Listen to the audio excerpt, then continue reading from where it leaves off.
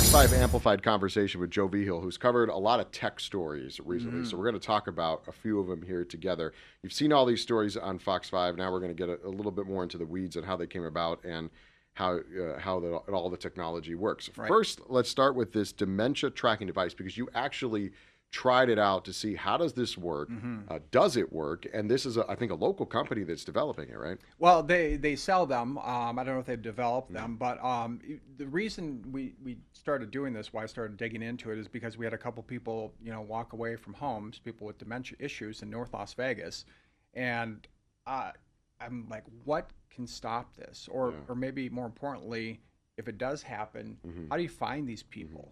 Because really, time is of the essence. When it gets cold in the desert at night, and then people are out there. They don't know where they are. They're confused. So what do you do? So I just made a bunch of calls. I think I called for almost 2 days before I found somebody, but I finally made a connection. And there's this company, Emergency Lifeline West, and it offers these different devices. So they're basically tracking devices. Now, one of them is a watch. And basically, you wear it, and if you walk away, it can see where you are, where you're going, where you've been, and where you are right now. There's also some necklaces that you can wear. Same thing. They do the same thing, and some of these are kind of like, you remember the I've fallen and can't get up. They operate like that. Some of them, there are two-way communication. So you press the button, and then somebody will talk to you. Do you need some help? Yeah, I do. I've fallen, or whatever the case may be, and then they can call for help. So that's what some of these devices do. But then again, they track you. So you're right. What we did is I said, okay, let me wear one of these, and you guys come find me. So I put it on.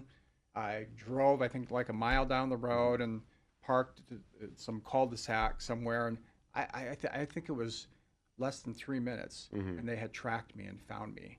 I mean, I couldn't believe how quickly it was. And if somebody is wearing that, your loved one, we were talking about one of the reasons we talked about the I've fallen and I can't get up thing is because I've got an elderly dad who is now living alone, and we were talking about how do these things work. Can you talk or just press the button and talk? And then you were saying it kind of works like that, but then this is like the GPS element built into it. So if you have somebody that is possibly, they might wander if they're not in a locked facility or whatever, maybe even if they are. Right. This is a way to really know where they're going, because if somebody's walking somewhere, maybe they don't get away too quick, but you never know. They jump in a car with somebody, on a bus, and they could be anywhere. And this pretty much tracks them as long as it's got battery power. Yeah, you could see where I was, and then they found me just like that. I was very surprised. And the other thing too is, there's a cost for some of these things, and there's some things that you can get through different companies. But I talked to a nurse in a facility, and she says we just used AirTags. AirTags. That's how I was going to bring that up. up. Throw them in a pocket and just make sure the AirTag's in their pocket. And one time I lost an AirTag myself. Lost the AirTag. I was at a garage sale. Pulled my wallet out, dropped the AirTag out, lost it. And then I tracked it, and I went back and I found it where I was. So at least you had the wallet. Yeah. But because some of these things the people are going to have to want to be found, right? Or they're going to have to want to wear it. If it's somebody that wants to get away on their own, there's not much you can do with that. But then, like you said, if you got an AirTag in somebody's sock or in their shoe, which I know a lot of parents are doing that with young kids nowadays. They even tie them into the laces of the shoes. That could be for losing a child, or in an awful case of an abduction or something like that. You might be able to find where they are. So it's really interesting how technology is being used to. Technology gets a bad rap a lot of times, like, oh, it's bad, it's this, but in a lot of ways it can help people. Yeah. And this is one of them. Very helpful in one case, sure. Okay, so we talked about that. Now here's technology kind of going the other way. This is using it for bad, not good. There are certain cars that are more susceptible to this than others, but you're talking about key fob, like reprogramming or capturing the signal from a key fob. So how people will do this is they might go by your house, wherever they can get that signal. Sometimes if you leave your keys close to a door, or however they get the signal, they mirror that signal, and then when your car's in the driveway at night, they're able to just open it up, start it, and drive off. This was happening more and more with, I think, Nissans and Stellantis vehicles. Tell us about how this was happening and how you found out about it, because I know that people are victims of that out here. Again, I think it might have been social media that I'm hearing about this. And this is more like Hellcats and Chargers that were really being targeted. And I just kind of reached out to Metro. I said, hey, is that happening Yeah. here? And they confirmed indeed it was. Mm-hmm. So I'm like, well, we need to do a story. So, but you're right. What they can do is they can capture your signal Mm-hmm. from your fob. And what was really interesting is some DMV officials said, don't put your key fob next to your front door, because people close. can actually outside can walk up as close as they can to the house, and they can get that signal from your fob that's sitting, right by your door in a cup or on the table or something, and they can transmit that signal right back out to the vehicle, and they can get that vehicle. I mean, that's how easy it is. Yeah. Which is unbelievable. But one thing to do then, just move it away. Yeah. Because the signal doesn't go too far. But go put it in your bedroom, or better yet, you can buy little pockets or gloves, if you will. Put them inside. Almost like an that. RFID for your keys. Yeah, you just throw them in there, and that blocks the signal, kind of like with cell phones and so forth. We, and this is something that can happen to a variety of different vehicles. So we're calling out those certain vehicles because they're the most popular, the ones people want to steal. And I'll say this: where I lived before, I had a Jeep Grand Cherokee, right?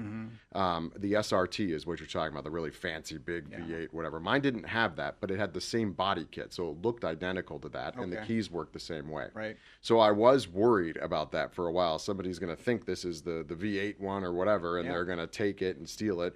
And Stellantis was working with different companies on trying to avoid this. This isn't kind of like when you go back to the Hyundai and Kia thing where it was like easy to steal. This isn't that same situation. This is more high tech. They're just able to, and I think Infinities were also victims of these, and Nissan, which are the same company. And they're just able to get that code.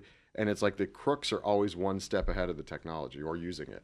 Right. And, DMV said a couple things, park in the garage if you can. Of course, not everybody has a garage.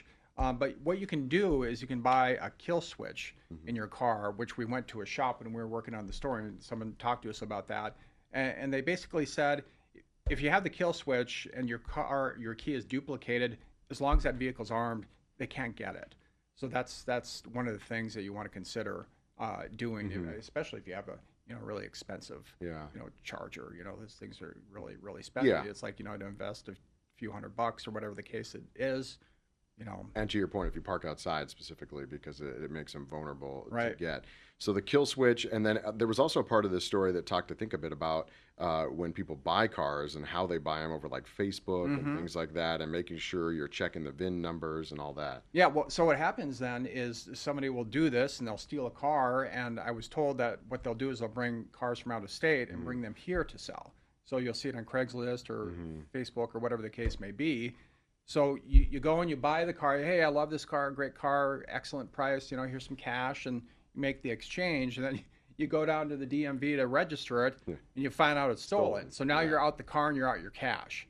So the DMV said the quick, smart thing is just go down and do the title check, the VIN check. So you can do that. You get the VIN number for the car that you're anything looking changes. at Yeah. before you give the money, and then you say, I'm going to go to the DMV, or maybe you can do it online. Here's the VIN number. Just make sure this vehicle isn't stolen. Right, exactly. So you just do that. It could save you a big time lot of headache, and if all of a sudden the person says, I don't want to, I don't, excuse after excuse why they don't want to go do that, and says, I'm not going to go, that's a huge red flag, that it could be stolen. But, if you don't give them the cash, if you do that and you go down and check the VIN, you're going to know right away.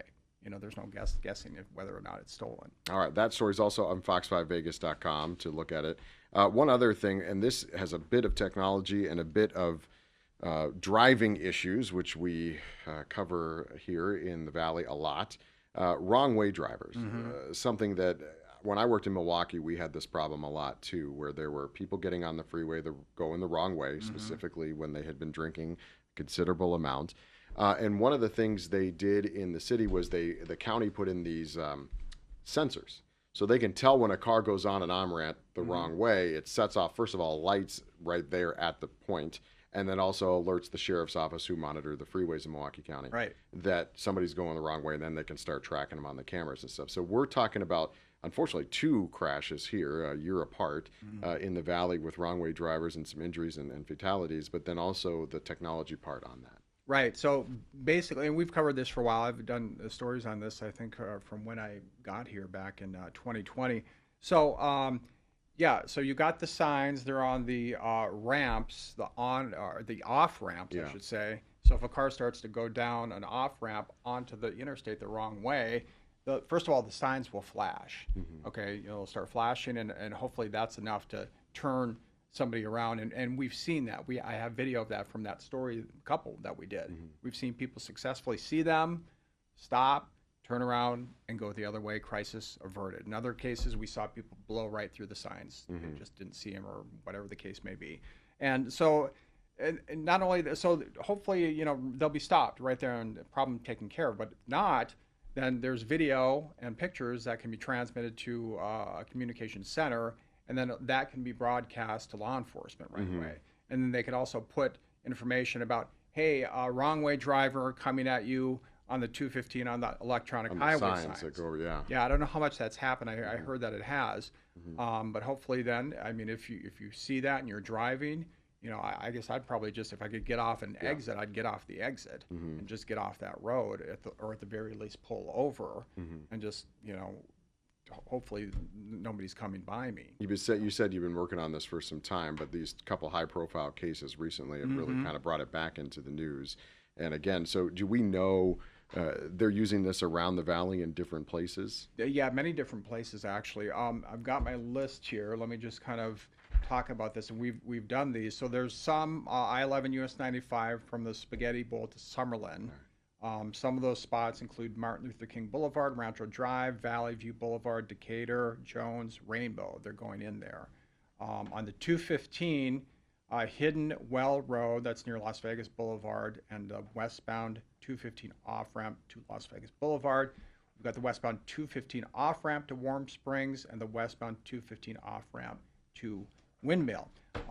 North 15, I-15 north and southbound at Tropicana, also I-15 north at Harmon, and that says both of those sites are in testing. They'll go online in early 2026. So considerable amount of spots. That's they just have some of them. There's more. Isle Canyon, Sky Canyon, Durango. They're out there as well. It's enough of a problem that they had to. The technology found a solution to it, but also that they had to find financing for all this to get them in and make sure that they did that. And so that's probably why the issue's been ongoing for years, because it takes time. Government moves pretty slow, so it takes time to figure that out and get these things on the roads. Yeah, but they're they want to put them all over. I mean, this is seems like a real good start, and we've seen them work. We have seen them work where people. It's just, I mean, you look at the video and you see people turning around, but we've seen them not work. Where you talk about crashes. The 3-year-old Jaya Brooks, I've covered that quite extensively. The little girl was killed on the 95 in a wrong way crash that was right before Christmas in 2023. And her grandmother and the family have been real advocates about this, and they're certainly happy to see all of these going up, and not just in one spot. They're spread out all over the place. So they want to see more of them, and we're certainly seeing more, and we will see more. Yeah, unfortunately, we had to get to that point where we had these tragedies to use or to find this technology to use it, but eventually it'll hopefully save more lives. That story also on fox5vegas.com. Joe, thanks for being with us, talking about all these tech stories. Joe's become the tech reporter here at Fox 5, and we'll see you next time on Amplify.